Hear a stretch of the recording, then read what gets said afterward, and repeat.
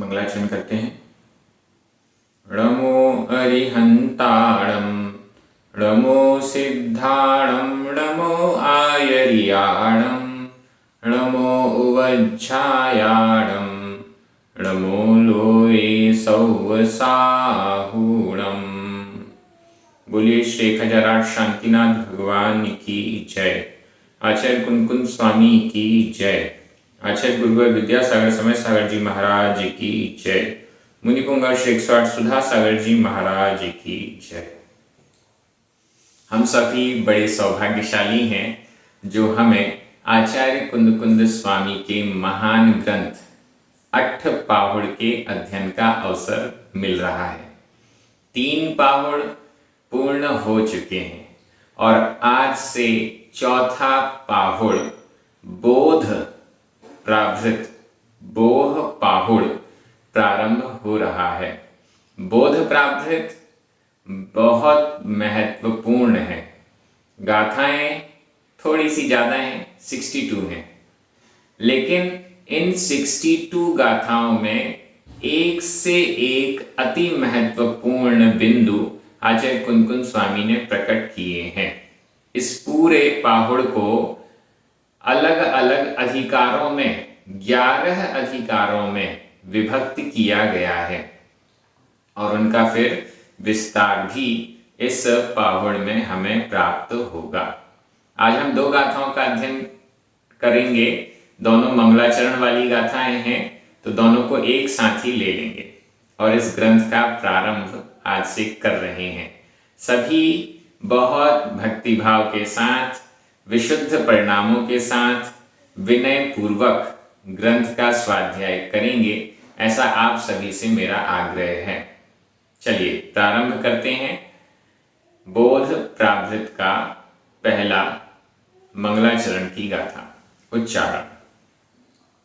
बहु बहु सत्थ अथता थ सत्थ अथ जाने। बहु सत्थ अथ जाने। संजम संजम सम्मत अधमा पुरमा सम्मत। शुद्ध शुद्ध तव यरणे तव यरणे। संजम सम्मत शुद्ध तव यरणे। वंदिता अधता पुरता वंदिता आयरिये आयरिये। कसाय मल वज्जिदे अधजा पुरजा कसाय मल वज्जिदे। शुद्धे अधदध शुद्धे। बहुसत्थ अथ जाने बहुसत्थ अथ जाने। संजम सम्मत शुद्ध तव यरणे। संजम सम्मत शुद्ध तव यरणे। वंदिता आयरिये वंदिता आयरिये।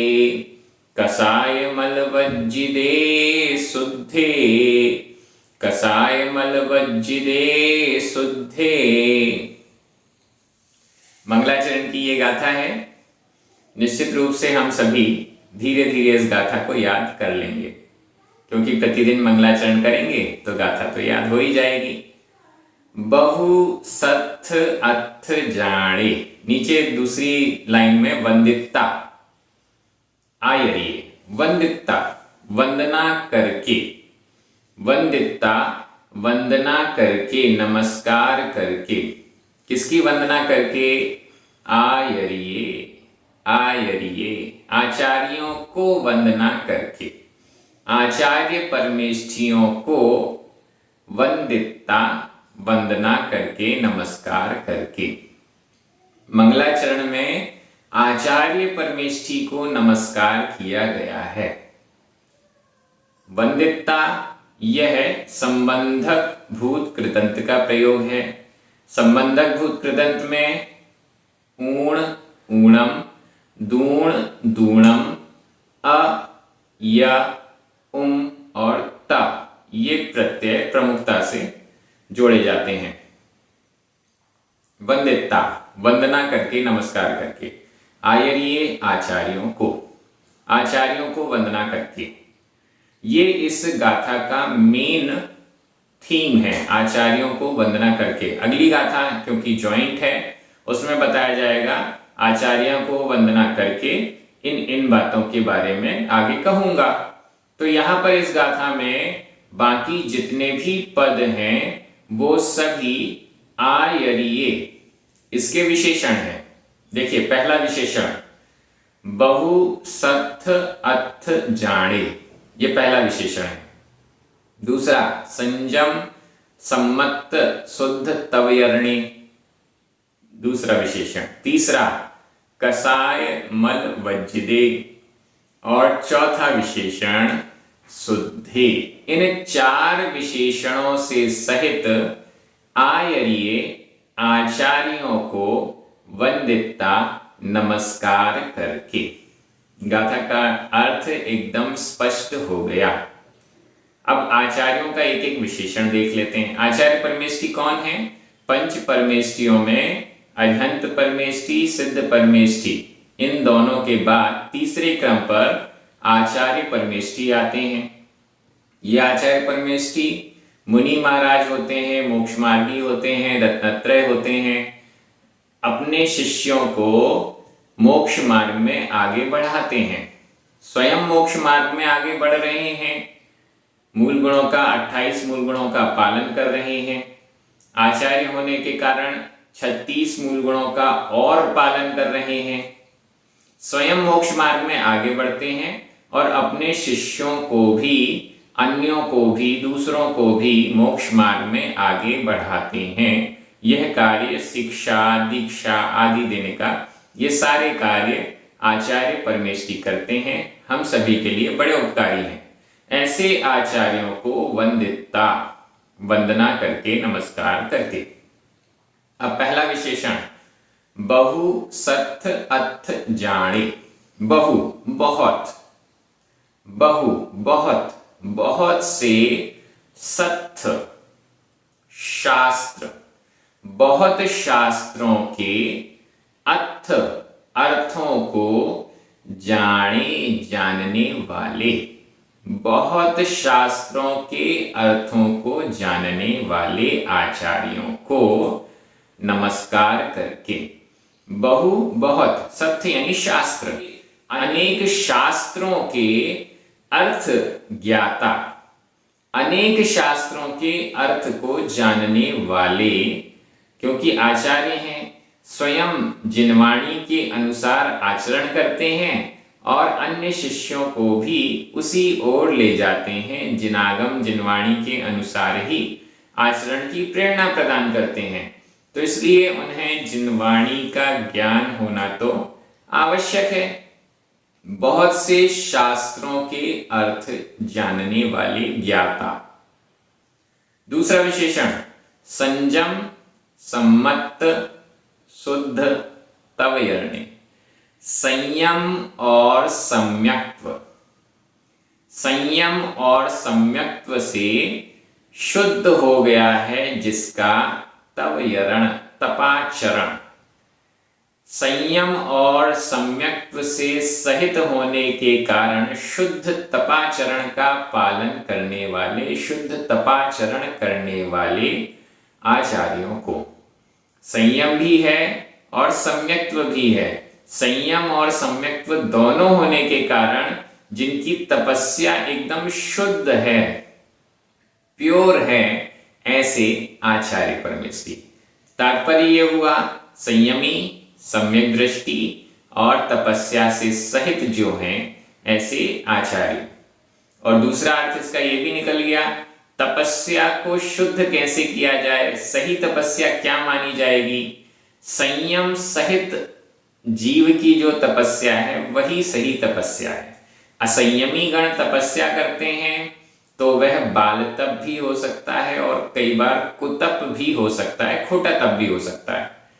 तो संयम भी होना चाहिए और दूसरी चीज सम्यक्त्व भी होना चाहिए। अगर सम्यक्त्व नहीं है, श्रद्धा नहीं है सच्चे देव शास्त्र गुरु पर, तो फिर तपस्या करने का कोई परिणाम मिलने वाला नहीं है।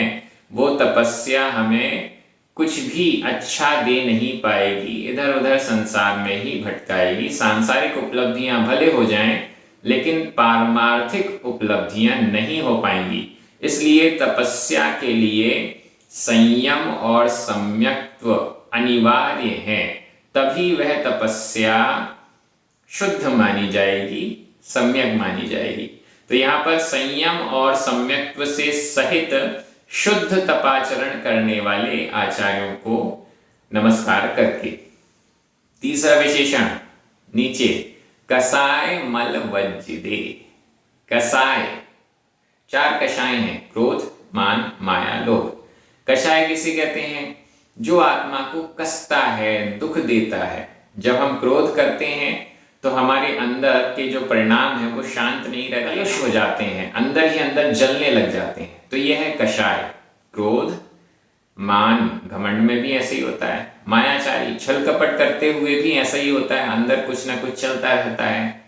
और लोभ, लालच, गृद्धता, ये 4 कषाय। कषाय मल वज्जिदे, कषाय रूपी मल से वज्जिदे वर्जित, रहित। कषाय रूपी मल से जो रहित हो गए हैं, कषायों को जिन्होंने जीत लिया है, कषायों को जिन्होंने कंट्रोल में कर लिया है, ऐसे आर्य आचार्यों को वंदिता वंदना करके। चौथा विशेषण शुद्धे, शुद्ध, जो शुद्ध हैं, पवित्र हैं, किसी भी प्रकार का राग द्वेष रूप मल नहीं, कषाय रूप मल नहीं, बल्कि संयम और सम्यक्त्व होने से जो शुद्ध हैं। तो जो शुद्ध हैं, पवित्र हैं, ऐसे आर्य आचार्यों को वंदना करके। ये इस गाथा का पूरा अर्थ हो गया, आचार्यों को वंदना करके। अब दूसरी गाथा को इसके साथ मिला देंगे तो पूरा हमारा अर्थ हमारे सामने आ जाएगा। मैं एक बार इस गाथा का व्याकरण की दृष्टि से देख लेते हैं। वैसे तो कुछ भी नहीं है, बहुसत्थ अर्थ जाने, संयम सम्मत शुद्ध तव यरणे, आयर्ये कसाय मल वज्जिदे शुद्धे। इन सभी में द्वितीय विभक्ति का बहुवचन है। वंदिता, यह संबंधक भूत कृदंत है, अव्यय है। व्याकरण कंप्लीट हो गई, इतनी जल्दी कंप्लीट हो गई। मैं एक बार हिंदी अर्थ कर रहा हूं, आपकी नजर प्राकृत शब्दों पर जानी चाहिए। अनेक शास्त्रों के अर्थ को जानने वाले, संयम, सम्यक्त्व और सम्यक्त्व से शुद्ध हो गया है तपाचरण जिनका, कषाय रूपी मल से रहित हैं जो शुद्ध, ऐसे आचार्यों को वंदना करके। अब हम चलते हैं दूसरी गाथा में। दूसरी गाथा में पहुंचे इससे पहले मैं चाहूंगा कि ग्रंथ की पूर्णता तक के लिए हम कोई ना कोई नियम अवश्य लें। यह ग्रंथ 62 गाथाओं का है, थोड़ा सा बड़ा है। 1.5 से 2 महीने के अंदर यह ग्रंथ पूर्ण हो जाएगा। मतलब ये समझिए कि ये जो नियम हम ले रहे हैं यह 2 महीने के लिए रहेगा। जब तक यह ग्रंथ पूर्ण नहीं होता, लगभग 2 महीने, उससे पहले भी यह ग्रंथ पूर्ण हो सकता है। 2 महीने के लिए यह नियम रहेगा। आप सभी भी कोई ना कोई नियम ले लीजिए। मेरा नियम रहेगा ककड़ी का त्याग, ककड़ी का त्याग रहेगा 2 महीने तक, जब तक यह बोध पाहुड़ पूर्ण नहीं हो जाता तब तक के लिए। आपने भी जो नियम लिया है वो कमेंट बॉक्स में जरूर लिख दें। 2 महीने में ये आपका नियम पूर्ण हो जाएगा और दुनिया को भी पता चलेगा। भविष्य में कोई इस ग्रंथ का स्वाध्याय करेगा तो वह भी देख पाएगा कि आपने नियम लिया था। नियम पूर्वक हम स्वाध्याय कर रहे हैं। नियम पूर्वक स्वाध्याय करने का फल बड़ा महान है। जब तक हम ये स्वाध्याय करते रहेंगे, जब तक यह पाहुड़ पूर्ण नहीं हो जाता तब तक ऑटोमेटिक हमारे कर्मों की निर्जरा भी होती रहेगी। इसलिए ये बहुत अच्छा है, नियम अवश्य लें। अब हम चलते हैं दूसरी गाथा, उच्चारण। सयल, सयल जण बोहण थम, आधा था, बोहण थम, सयल जण बोहण थम, सयल जण बोहण थम, जिण मग्गे, आधा ग पूरा गा, जिण मग्गे, जिण वरेहि, जिण वरेहि, जह, जह भणियम, भणियम, बुच्छामि, आधा छ, बुच्छामि, समासेण, समासेण, य, य, छक्काय, आधा का पूरा का, छक्काय, ह्यंकरम, छक्काय ह्यंकरम, सुणसु, सुणसु, सयल जण बोहणत्थम, सयल जण बोहणत्थम, जिणमग्गे जिणवरेहि जह भणियम, जिणमग्गे जिणवरेहि जह भणियम, बुच्छामि समासेण य, बुच्छामि समासेण य, छक्काय ह्यंकरम सुणसु, छक्काय ह्यंकरम सुणसु। बड़ी अच्छी गाथा है। बोध प्रावृत क्यों लिखा जा रहा है? सयल जन बोहण थम, सयल सकल, जन सकल जनों, सकल मनुष्यों, सकल सभी जनों के लिए, बोहण अत्थम, बोहण अत्थम संधि विच्छेद कर लीजिए, बोहण ण में छोटा अ, अत्थम छोटा अ, ये दो छोटे अ मिलकर बड़ा आ होना चाहिए, लेकिन आधा ता और था ये संयुक्त अक्षर है, और संयुक्त अक्षर से पहले प्राकृत भाषा में यह नियम है कि संयुक्त अक्षर से पहले अगर कोई दीर्घ स्वर बड़ा स्वर भी होगा तो वह छोटा हो जाएगा, तो वापस छोटा हो गया।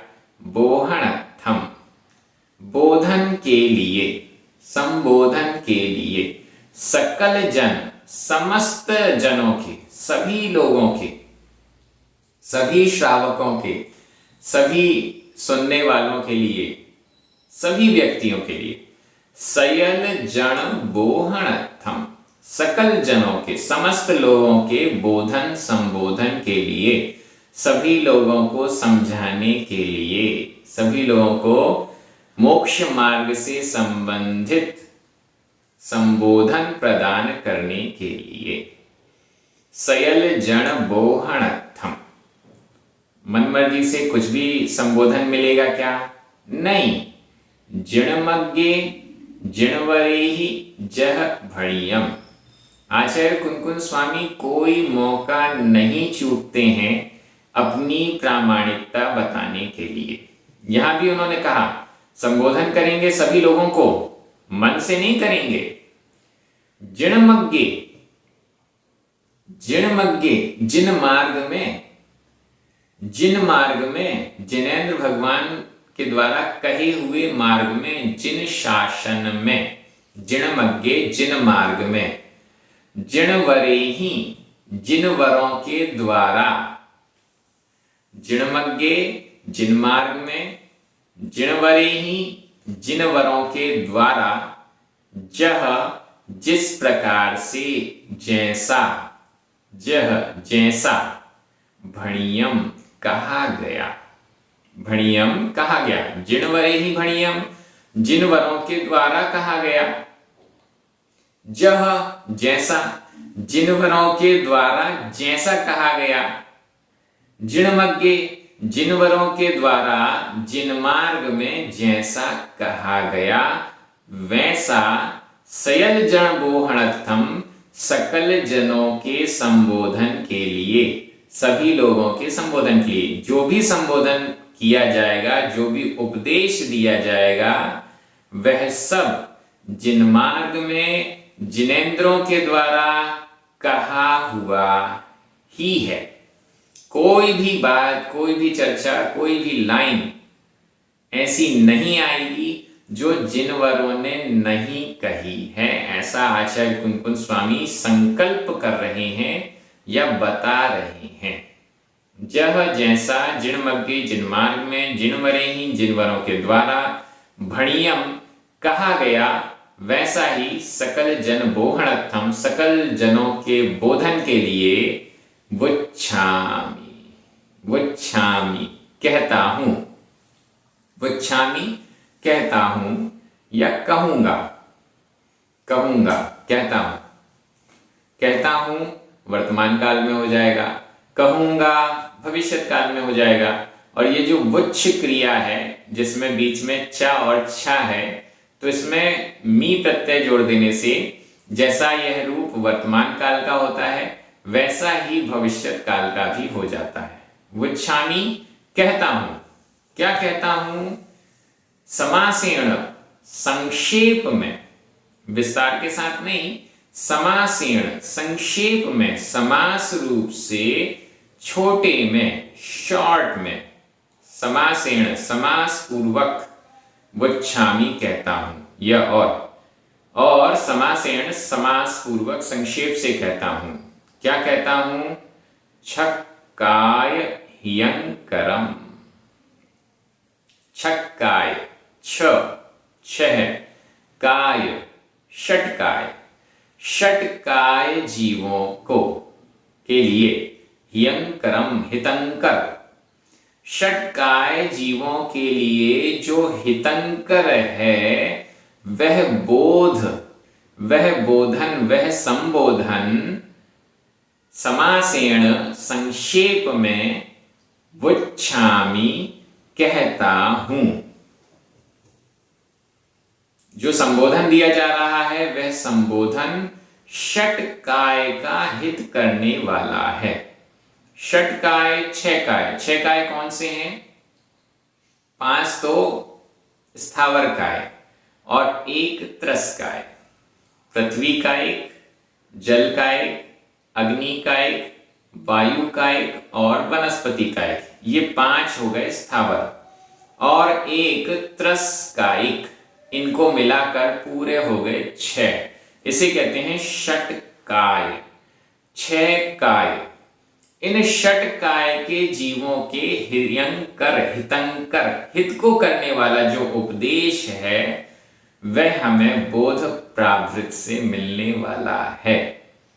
इसलिए आचार्य कुनकुन स्वामी कह रहे हैं सुनसु, सुनो, सुनसु सुनो, इस बोध को सुनसु सुनो, तुम सुनो, हे भव्य जीव तुम इस बोध को सुनसु सुनो। सुनसु यह विधि एवं आज्ञा काल मध्यम पुरुष एक वचन का क्रिया रूप है। सुनसु सुनो, इस बोध को तुम सुनो, ऐसा आचार्य कुनकुन स्वामी कह रहे हैं। आचार्य कुनकुन स्वामी कह रहे हैं 3 पाहुड़ आपने पढ़ लिए हैं, अब बोध पाहुड़ को सुनो, अच्छे से सुनो, समझो, क्योंकि यह 6 काय का हित करने वाला है। षटकाय के जीवों का हित करने वाला संबोधन हमें बोध पाहुड़ में मिल रहा है। हम सभी का सौभाग्य है, ऐसा समझिएगा। व्याकरण की दृष्टि से देखिए, सयल जन बोहण थम, छक्काय हियंकरम, भणियम, ये द्वितीया विभक्ति के एक वचन है। जिणमग्गे सप्तमी विभक्ति का एक वचन है। जिणवरे ही तृतीया विभक्ति का बहुवचन।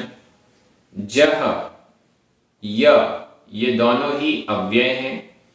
भणियम भूतकालिक कृदंत का प्रयोग है। वुच्छामि वर्तमान काल उत्तम पुरुष एक वचन का क्रिया रूप है। समासेण यह भी तृतीय विभक्ति का एक वचन है। और सुनसु विधि एवं आज्ञा काल मध्यम पुरुष एक वचन का क्रिया रूप है। इस प्रकार से व्याकरण हो गई। मैं एक बार हिंदी अर्थ कर रहा हूं, आपकी नजर प्राकृत शब्दों पर जानी चाहिए। समस्त जनों के, सभी जनों के संबोधन के लिए जिन मार्ग में जैसा जिन वरों के द्वारा कहा हुआ वैसा षटकाय जीवों के हित करने वाला बोध संक्षिप्त रूप से कहता हूं। सुनो हे भव्य जीव, तुम सुनो। इस प्रकार से हमारी दोनों गाथाएं जो मंगलाचरण वाली हैं ये पूर्ण हुई। आगे इसी प्रकार से प्रतिदिन 2 गाथाओं का अर्थ इस YouTube चैनल पर प्राकृत प्रशिक्षण पर आएगा। जिसने अभी तक चैनल को सब्सक्राइब नहीं किया है वो चैनल को जरूर सब्सक्राइब कर लें। अन्य अनेक ग्रंथों का स्वाध्याय भी आपको प्राकृत भाषा की दृष्टि से एक एक शब्द के साथ इस चैनल पर मिल जाएगा। यदि आप प्राकृत भाषा को सीखना भी चाहते हैं तो भी यह चैनल आपके लिए बहुत उपयोगी है। 9 वर्णमोकार मंत्र पढ़िए। सभी को जय जिनेन्द्र। जिनवाणी माता की जय।